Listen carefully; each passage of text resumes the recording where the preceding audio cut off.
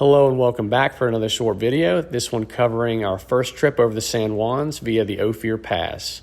Before we got out on the trail, my wife found this spot to hang out while I aired down the tires, and then we were off on the trail. The beautiful part about the Ophir Pass is that it's a very simplistic and straightforward trail, especially on the first half, and along the entire way you've got a ton of beautiful views to take in. The roads are wide, more like a dirt road. There's plenty of easy places to pass. You don't really have to know or even utilize any trail etiquette. But we'll cover the challenging part as we get up to it.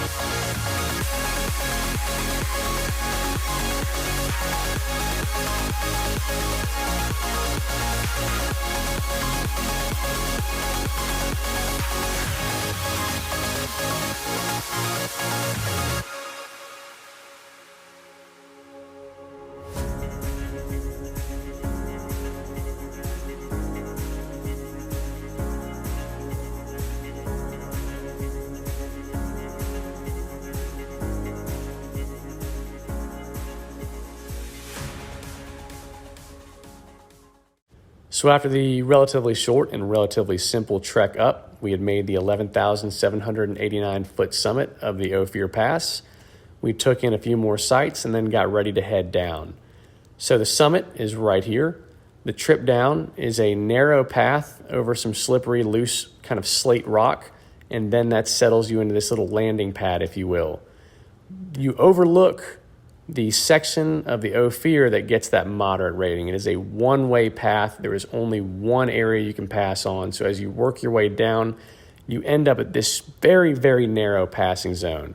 So it's absolutely imperative to use good trail etiquette on this section. If you see someone coming, let them go. If you're going and someone else is coming, they should certainly let you go. We didn't quite have that luck as we were on our way down in a convoy of a few vehicles.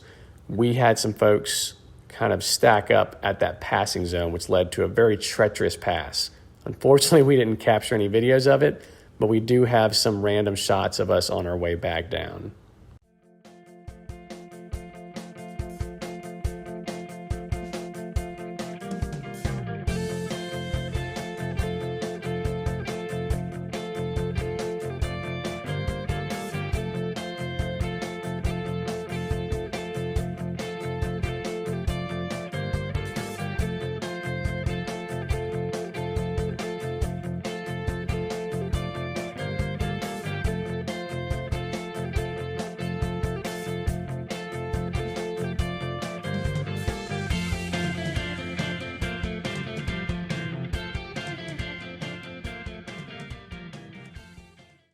So after we completed our initial descent from the summit up there, we were waiting on two separate groups of Jeeps to come up their ascent.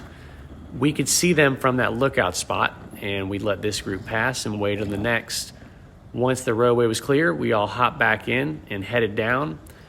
While we were heading down this narrow section that you'll see in a second, that was when a few folks didn't look out ahead. It's a very clear view, but they pushed up anyway, which led to that challenging overtake that we had to deal with. Lucky for us, we took high side. They put themselves out on low side, but we had one pickup truck and one Jeep that was towing a little camping trailer.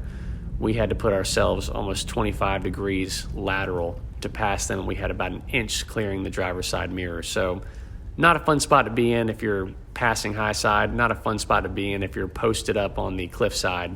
So if you're ever out there, just do your best to avoid putting yourself in that position.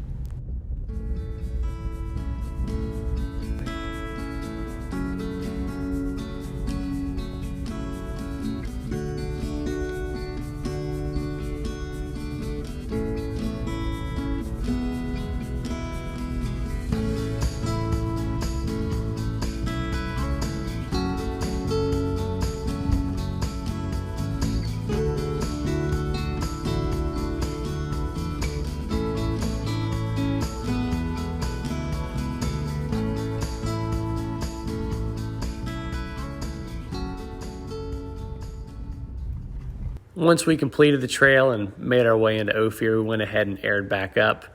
Again, this is a fantastic trail, especially if you do it like we did. The first one out, it's really quite simple. The treachery is just not there, but the sights and views certainly are. It's just a fantastic way to start off your trip, especially if you're making it kind of a loop. So if you loop from Ophir Pass back across Imogene, it makes for a great full day and a fantastic way to start your trail riding adventure out in Colorado.